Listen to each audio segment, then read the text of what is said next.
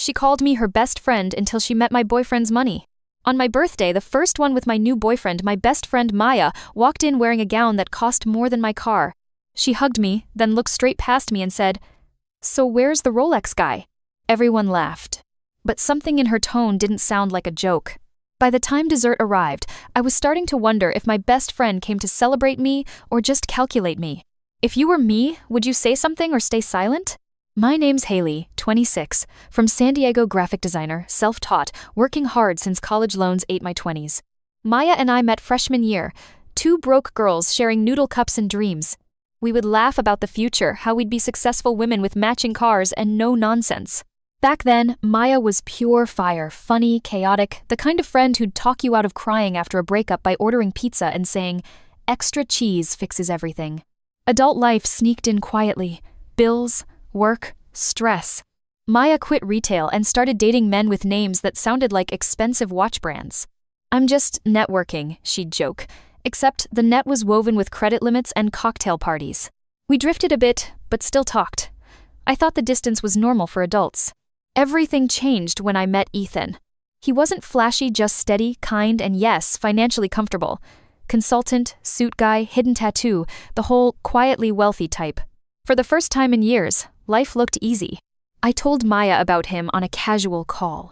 Silence for a beat, then excitement too loud to be calm. "Wait, he drives a what? You mean the electric one, right? Girl, good for you." She showed up 2 days later with a new designer bag and a dress I'd never seen. "Gotta look the part if we're meeting Mr. Upgrade," she teased.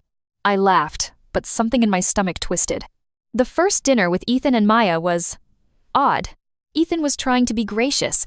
Maya overcomplimented him on everything from his car to his watch. She barely talked to me. At one point she said, half smiling, "Man, Haley, how did you find this guy? You've been holding out on me." I pretended to laugh. Ethan looked uncomfortable. The next day she texted me, "So, what's he like as a boyfriend? Generous?" I typed back, "He's kind." She replied with a wink emoji and, "I bet he is." Within a month, Maya was casually dropping by when Ethan was around. She'd bring wine we didn't ask for and stories we didn't need. At first, I thought I was being petty. Friends compliment each other's partners, right? But then she started inviting him to events without me. "Networking things," she claimed. He'd politely decline, then show me the texts later. "You're so good with people like my boss. Haley's lucky. Lucky to have both a boyfriend and a friend who treat me like currency, apparently." One Saturday, we all went to a fundraiser Ethan sponsored. Her eyes sparkled when she saw the setting designer suits, crystal lights, open bar. Halfway through the evening, I turned and couldn't find her. Ethan pointed toward the VIP section. "She's talking to Mr. Carlson from investments." Hours later, Maya reappeared giddy. "He invited me to a party next week." "Who did?" "Your boyfriend's boss." She grinned like she'd won a raffle. "Hope you don't mind I used your name to get in." That was the moment something in me clicked off. Friendship has boundaries. She turned mine into a business strategy. Because what happened at that party next week proved Maya didn't just want my life, she wanted my place in it. The following Friday, the investment party finally arrived. It wasn't some flashy club scene, just a glass-walled penthouse full of polished strangers and brands none of us could afford to spell. Ethan and I reached an hour late. Maya was already there, dress glittering, laughter louder than the jazz band. She waved like nothing had ever been weird between us. "Haley, you made it! Ethan, over here!" She tugged him toward the bar before I could even set my purse down. He looked at me, silent question in his eyes. I smiled stiffly. "Go ahead." Maya leaned into every conversation, every camera flash, as if luxury were oxygen. She kept introducing me as Haley, Ethan's girlfriend, the digital artist I told you about. Not my best friend, Haley, just a line item in Ethan's highlight reel. When dessert came out, she was sitting at the VIP table mine. Ethan mouthed, "I didn't invite her." I believed him. I sat through speeches and fake laughter while Maya networked like a politician at a donor's dinner. After the event, Ethan drove us home in silence. Then he said, "She asked me for a contact at work, said you'd be fine with it. Are you?" I gripped my clutch tighter. "No, I'm not." He looked relieved and added, "I didn't share anything, just thought you should know." That night, I lay awake replaying every time I defended her in my head, every "she's just ambitious" and "she means well." They all sounded hollow now. The next week she called, cheerful as ever. Guess who got invited to another event? You, me, Ethan, small circle, big names. I asked, "Who invited you?" "Oh, one of Ethan's friends. You don't mind, right?" It was the way she asked, already sure the answer was yes, that told me she saw my life as a ticket, not a friendship. I said, "Actually, I do mind." Silence. Then fake sweetness. "Oh, honey, don't be jealous. You're lucky I'm helping you keep up." That line snapped something inside me. Keep up with what, Maya? My own relationship? She scoffed. Relax, I'm making connections. It helps you too. No, it helps you. She hung up without a goodbye. Days passed. Ethan noticed my quiet. You should settle it with her, he said gently. I already have, I replied. I'm done. But Maya wasn't. I started getting subtle reminders of her presence, mutual friends mentioning dinners she'd accidentally joined, photos on social media with Ethan's colleagues, captions like good energy, good company. It wasn't illegal, but it was invasive. Then came the message that changed everything, a direct text to Ethan from Maya. You deserve someone who understands your world. He showed it to me before I even asked. I think she wants me out of loyalty range and into guilt. I stared at the message, heartbeat in my throat. Don't reply, I said quietly. He didn't. 2 days later, Maya posted a picture of herself at a marina, champagne flute in hand, tagging one of Ethan's clients. Caption: Surround yourself with success, not jealousy. Everyone in our circle saw the shot. Everyone guessed exactly who she meant. That was the final shove. I called her. She didn't answer. I sent one message. Stop orbiting my life. It's not a planet you get to visit when it shines. No answer. Just an unfollow notification from her minutes later. Ethan and I laughed in disbelief. She really believes she's the victim, he said. She always does, I replied. A few weeks passed. The chaos cooled. Then one night, out of nowhere, Maya showed up at my apartment standing in the hall, regied, mascara smudged. She said, he dumped me. I blinked. Who? Carlson, Ethan's boss. She let out a hollow laugh. Turns out he's getting divorced and doesn't need complications. I crossed my arms. You used me to meet him. Her lip trembled. I thought you'd understand. He saw something in me, same thing Ethan saw in you. My chest tightened. No, Maya. Ethan saw me, not my access. That's the difference. She wiped at a tear, half angry, half ashamed. So now you hate me too? I shook my head. No, I just finally know who you are. She nodded once, turned, and walked down the hallway without another word. Because a week later, her name came up again, but this time, not from her lips. It came from Ethan's job, and it wasn't just gossip. 1 week after that hallway encounter, Ethan came home early. He placed his laptop bag on the counter, face unreadable. Haley, he said carefully, did you know your friend Maya applied for a job at our firm? I blinked. You're joking. He shook his head. Marketing department. She used you as a reference. My stomach flipped. She used my name? Exactly. They called HR to verify. I told them I preferred not to comment until you knew. I felt my pulse in my ears. So now I'm vouching for someone who tried to steal my boyfriend. Ethan sighed. You don't need to do anything. Just be ready. Her interview is tomorrow. That night, sleep refused to come. Part of me wanted revenge, wanted them to see through her sparkle. Another part just felt numb. When morning arrived, Ethan left for work, phone buzzing nonstop. I stared at my own phone, debating. Should I alert HR? Stay silent? Which one lets me keep my peace? Then I remembered how she'd humiliated me online, how she'd dragged my name through captions about jealous friends. No, silence had already cost enough. I opened my email and wrote a single paragraph. I was surprised to hear Maya Singh listed me as a reference. Out of professionalism, I need to clarify that I can't endorse her character for ethical reasons connected to past behavior. I read it twice, breathed, and hit send. That afternoon, Ethan texted, she's here, and she just saw your name in the email thread. My fingers hovered over the keyboard. How bad? She went pale, said she'd clear it up later. Then walked out before the interview finished. Relief flooded me first, then guilt. Had I just ruined someone's chance or finally stopped letting her ruin mine? 2 hours later, a new message buzzed on my phone. Maya, hope you're proud. You finally outgold the gold digger. I didn't reply, because there are texts that deserve silence more than answers. That night, Ethan poured 2 glasses of wine. "You okay?" he asked. "I don't know," I said. "I thought I'd feel victorious.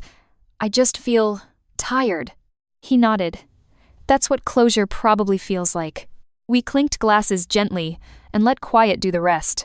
Days passed. Life started lining back up, calm mornings, no drama. Then one evening, I got a surprise DM from a stranger. "You don't know me, but I just left that same job interview. Maya told everyone you sabotaged her career." I exhaled slowly. Of course she did. Maybe some people need villains more than they need insight. Ethan looked over from the couch. "Everything okay?" I showed him the message. He smirked softly. Let her scream into the internet. The world always moves on. A week later, I was sketching a new design project when my phone pinged again, unknown number. It was a photo. A small cafe receipt. A note scribbled on it. "For once, I paid my own bill. Guess you win. M." I stared at it for a long moment, unsure if it was sarcasm or surrender. Either way, it was an ending. That weekend, I met Mia for brunch. She tilted her head. "You look lighter." "Maybe because I finally dropped the weight that called itself friendship," I said. She laughed. "That's quota-worthy." I smiled. "Keep it. But say I charged for it." We both burst out laughing. For the first time in months, my laugh didn't sound defensive. Because Maya might have disappeared from my life, but the next person her charm landed on was someone none of us expected, my brother. It happened 2 weeks later. My younger brother, Logan, called one evening, voice bursting with excitement. "You'll never believe who I ran into," he said. "Remember your college friend Maya? She's working at some PR startup here in LA. We grabbed coffee. She's actually really cool." My pulse skipped. "Wait, you went out with Maya?" "Not out. Out," he said, laughing. "Just catching up. She said you two lost touch." "Why didn't you ever tell me she lived here?" I closed my eyes, pinching the bridge of my nose. "Logan, I really need you to keep some distance from her." "Why? She mentioned you had a misunderstanding, but she seemed chill." "Logan, she isn't who you think." He chuckled. "Haley, you sound dramatic. She's funny, confident, ambitious. Manipulative," I cut in. He went quiet. "You're serious?" I hated how small my voice felt. "She took advantage of me, and of Ethan. Just, please be careful." He exhaled. "Got it? I'll keep it friendly." But I knew my brother's version of friendly. Logan liked challenges, and Maya had just become one. For several days I tried not to check his social media, but curiosity always wins. There she was, a comment on his post. "Always the nicest coffee date." My stomach knotted. I wanted to warn him again, to lecture him. Something, but the more I talked about Maya, the more she'd sound fascinating. Instead, I called Ethan. "She's circling my family now," I said. He sighed. "She doesn't stop until everyone's attention is a mirror." "What do I do?" "Nothing. Shadows disappear fastest when ignored." I wanted to believe him. 2 weeks later, Logan visited. We were cooking dinner when he said, "Okay, you were right." I put the spoon down slowly. "About what?" "Maya. She texted me last night complaining about you said you ruined her career and that she deserved a good guy who would treat her right." "And?" "I told her she needed therapy, not another follower." I almost dropped the pan from shock. "You said that?" He laughed. "Of course. I'm not blind. The girl was interviewing me like I was a job posting." Relief crashed through me. "Thank you." He shrugged. "You already warned me. People like that advertise themselves. You just have to read the signs." That night, for the first time, I didn't dream about confrontation. I dreamed about peace, breakfast with Ethan, family jokes without tension, sunlight on the balcony. When I woke up, my phone had one message from an unknown number. "You win again. Guess I needed this fall." No threats, no sarcasm, just the weird calm of someone out of schemes. I didn't answer. I didn't need to. Months rolled by quietly. Ethan and I took a short vacation. Logan started dating someone genuinely kind. Even Mom, who had silently judged me for losing that old friend, finally admitted, maybe distance teaches more than people do. I nodded. Distance and patience. We sat on the porch, warm wind tugging at our sleeves. It felt good to talk about my life without defending any of it. Then one afternoon, an envelope arrived addressed to me in looping handwriting. Inside, no letter, no explanation, just a check for $500 and a short note. "For all the dinners I forgot to split, Maya." I stared at it, half laughing. Ethan said, "So, closure by mail?" "Apparently," I said. "Guess everyone pays their debt somehow." He smiled. "What will you do with it?" "Donate it," I said. "Turn her guilt into something good." Later that night, I transferred the money to a local women's shelter, wrote, "In honor of lessons learned." It wasn't revenge, it was release. Because just when I thought Maya was gone for good, one final message came, but not to me. It came to Ethan. Ethan called me into the living room, holding his phone like it might explode. "She texted me," he said quietly. My stomach tightened. What did she want now? He handed me the phone. There it was, a single message from Maya. "Hi, I know we didn't end things well. I've started therapy. I needed to apologize to both of you. You were kind to me when I didn't deserve it." No emojis, no manipulation, just that. I read it twice, then again. It didn't feel like bait this time. It felt tired. Maybe honest. I handed the phone back. "You going to reply?" He shook his head. "No point. Sometimes silence is the cleanest apology." We sat there for a long moment, the hum of the city sneaking through the balcony door. For the first time since this whole ordeal began, I didn't feel anger or pity, just distance, the healthy kind. A month later, I opened my inbox and saw a message from an old address, Maya's. This time, it wasn't personal. Subject line: Project Proposal Women in Design Collaboration. It was a group campaign collecting art donations for survivors of workplace manipulation and coercion. Her name sat among others as a volunteer contact. I stared at the screen, stunned. Maybe she really did change. Or maybe it didn't matter anymore. I forwarded the email to Ethan, adding only one line. "Looks like she finally learned where to aim her charm." He replied with a heart emoji. Nothing else needed. That spring, life unfolded quietly. My work finally gained traction. A sponsorship, a new client, growth that felt earned. Ethan and I celebrated with burgers and paper plates instead of champagne. At one point he smiled. "You ever miss the old days when friendship was simple?" I said, "No, because now I know the difference between company and companionship." He raised his glass of cola. "To transparency." I clinked mine softly. "To worth, without price tags." Weeks turned into summer. Maya never contacted us again, but sometimes her story resurfaced online, retold, exaggerated, turned into lessons for strangers. Each time I saw a version of it, I'd close the app and step outside. Because I didn't need reminders of who I lost, I had proof of who I became. One evening, Logan joined us for dinner. He said, "Maya reposted one of your designs on her story. Credited you, too." Really? Really. Maybe she's just trying to say thank you in her own weird way. I smiled, half amused, half at peace. Then that's the ending. Let it stay that way. Later that night, I sat by the window with my sketchbook open. The city buzzed below. Car headlights, laughter, life, all moving forward. I drew two lines that didn't touch. Parallel, equal, distant, yet both heading somewhere better. Underneath, I wrote one sentence. Not every goodbye is punishment. Some are permission. And for the first time, I believed it.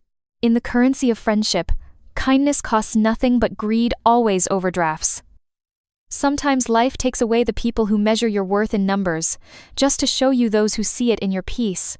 That's not loss. That's interest gained.